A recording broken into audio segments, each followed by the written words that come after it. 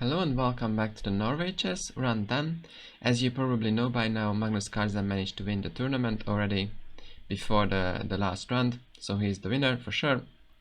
But in his last game he's playing against Levon ARONIAN, and it was also a very interesting game, with especially ARONIAN having very good chances. So let's directly go to the game. So Magnus Carlsen is with the white pieces and ARONIAN is with the black pieces. We are going to have a Queen's Gambit, and with a strange move order. So already here Magnus Carlsen takes on d5, which used to be not such a great move, because black will be able to exchange the light squared bishops quickly. So I said bishop f4, c6, queen c2, and now black makes the move g6 with the plan of playing bishop f5, and white has nothing better than playing a3, bishop f5, and exchanging the light squared bishops. But this was all prepared by Magnus Carlsen, and after knight bd7 comes the move that these days everybody is playing, and in every line everybody tries to make this move work. This is nothing else but h4. With the idea, of course, of trying to create some counterplay against the black king once it castles. To h4 comes a5 from ARONIAN, so he plays on the other side. Comes king f1, a4, a3, queen b6, attacking this pawn, queen c2, and h5. Not letting Carlsen push his own pawn to h5 stops it there. And well, here the most conservative choice would be just play their king g1, or most likely even g3 and king g2, and then sort of conclude that the position is more or less equal. But Carlsen wanted more, and he plays the move bishop g5 with the idea that after castles he plays the move knight e5. And the plan is of course to take on d7 now, and when the black knight takes back, this bishop behind would be hanging. So ARONIAN plays the quiet move rook e8, protecting his bishop and asking the question, what do you want to do, Carlsen? And after takes, here comes the idea from Carlsen, which is rook h3. The plan is of course to play rook g3, sack a knight on g6, take back with the queen and checkmate ARONIAN. But of course this is not as easy. ARONIAN is a very strong grandmaster, and he actually had sort of a probably mixed feeling towards the tournament so far, because he played very good classical chess. I think he was on +2 before this round, so he won already 3 games and only lost to Caruana.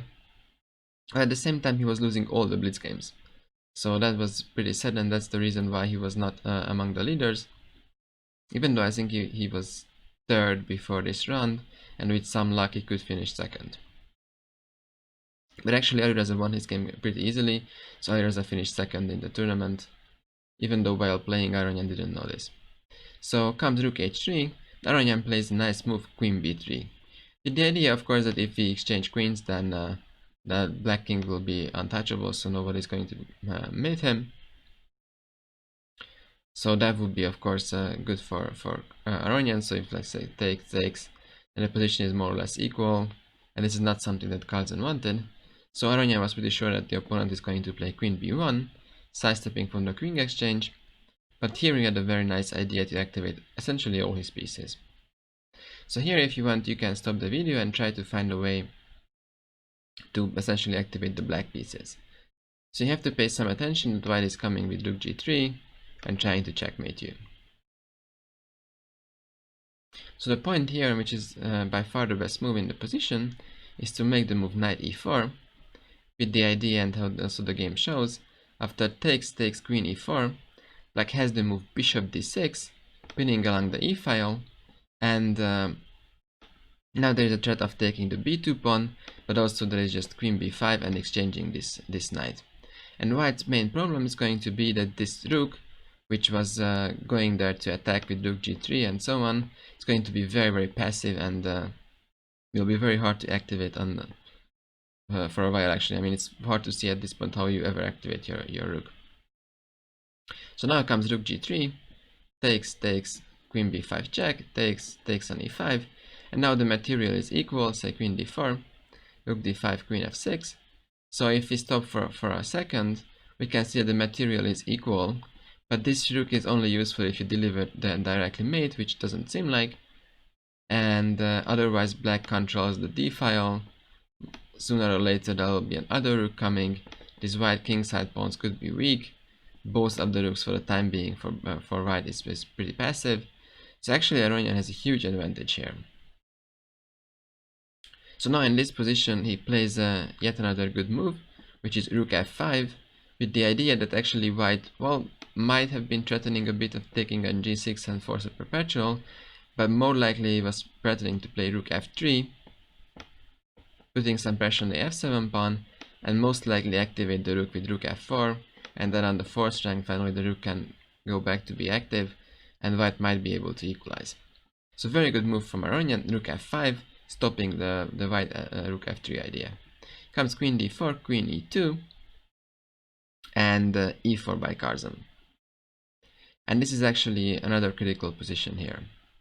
So of course e4 is threatening this rook, and finally this white rook on the 3rd rank is going to be activated. So the critical move here is rook f4, essentially a double attack, so attacking e4 and h4. And white has the move f3, and once you take with your rook, the position becomes very messy, because this rook is completely out of play now, so is the white rook actually, but for the time being this rook on h4 seems to be more dangerous. I mean, for black's perspective, this rook could be very easily just trapped. So while computer likes this line very much for white, for black, but yeah, it's very messy, and it's actually understandable that Aronian was not playing this line. So he made the move rook b5, putting some pressure here, but actually in this line white will be able to more or less equalize. So comes rook b1, protecting the pawn, queen c2, queen d3, rook c5, some exchange, and also b3, eliminating this weak pawn. Comes b5, rook d3, exchanging. The position is actually looking pretty drawish, but here again Carlsen, well, it wasn't his day, and he plays yet another strange move. So while it's clear that this is the most active piece of black, so you want to exchange this rook, and the most natural way would be that you put your b rook on c3, because on d5 you already have an active rook. So if black refuses to trade, play something else, then you can just trade this way and you still have your active rook on d3. But for some reason Carlsen did it the other way. He put his d rook on c3, and after exchanging he is left with the b rook on the b file, which is pretty passive. So comes f3, king f8, and after some moves, those players put up their king. We can see that black is having quite some pressure. This king is going to be quite active, going this way or this way. There is this majority on the queen side, with the pass pawn can be pushed quite quickly. So black still maintains pretty good winning chances. Now comes rook d3, so finally the rook goes back to d3, but this is already a loss of 1 or 2 tempes, so this is quite bad for Carlsen. Now comes rook c4, king g3, king e5, rook d7, rook c3, and one more thing is that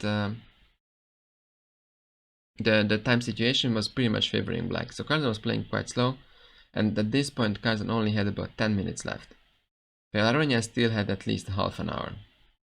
And one more thing to mention is that you could have checked in my previous video that Carlsen's non-losing streak was ended, well, like a week ago. So Duda managed to beat Carlsen.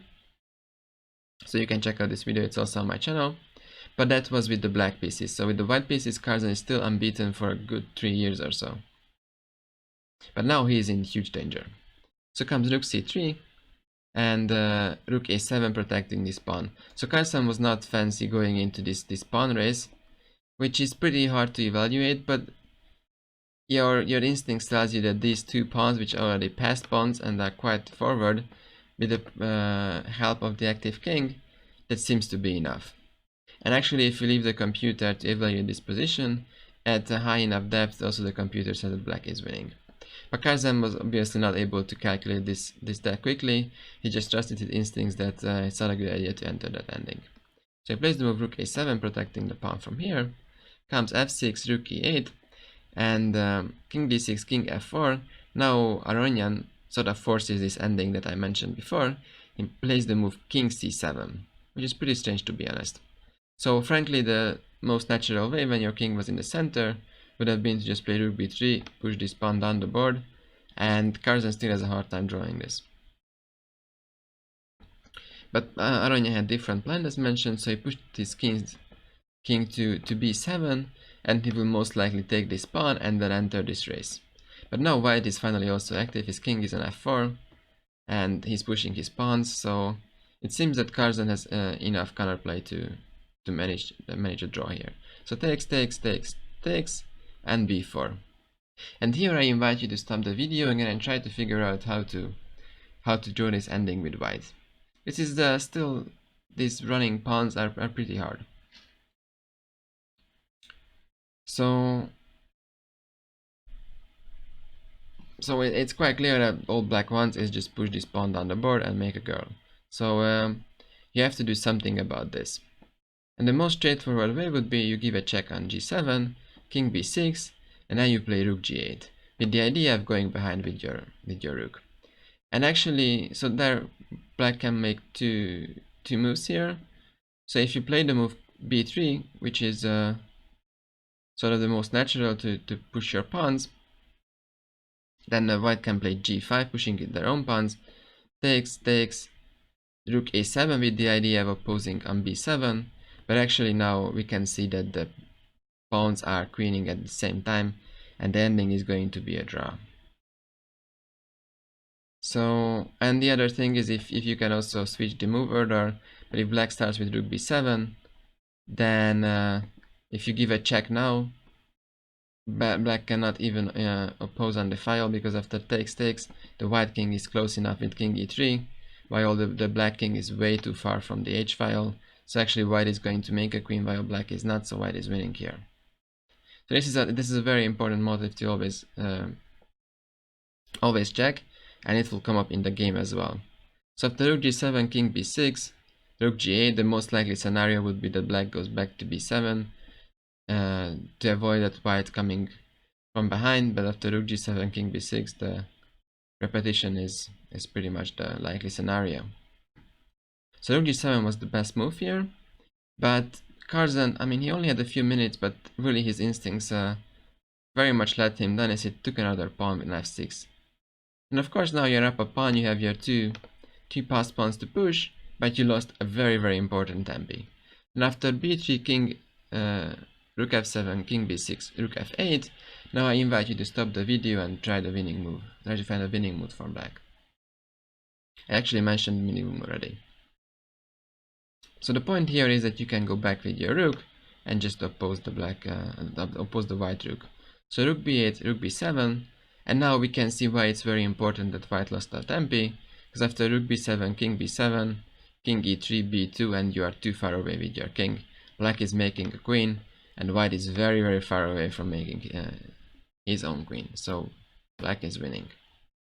So after rook b7, white cannot take on b7, he made the move rook d8, but after c5, it is pretty clear that these pawns are a lot further down the road than the white pawns are, and also white is not even ready to oppose these pawns, while the black rook is still on the 7th rank controlling these lines. So black is up at least like 3 or 4 tempis, also the black king is better placed. So the game is over. Comes king e4, c4 here. That is actually quite a funny line how you can win if white plays king d2. You can stop the video here again and try to figure out the quickest way for the win. So the problem is that while white king seems to be fast enough, but actually it's not, because you're losing your rook. Here comes b1 queen here, and king c7 is a check. There is this check, the rook is taken, and the game is ending. So obviously Carlsen saw this, but he could do nothing about it. Just played the move rook d3, rook d1, c3, rook b1, king c5, and after king d3, king b4, black is going to make queens here very quickly. B through c2. There's also a check to give even more space for black. These pawns are nowhere, so Magnus Carlsen resigned. First time in like 3 years he lost a game with the white pieces. So this actually ended the tournament. even though Magnus Carlsen lost this game, it was independent, or sorry, irrelevant for the final result, because he was the winner of the tournament anyway. The second was actually Alireza, so he managed to bounce back after the loss against Carlsen, actually quite a devastating loss against Carlsen yesterday. And the third place is, I think, by Levon, so Aronian finished third.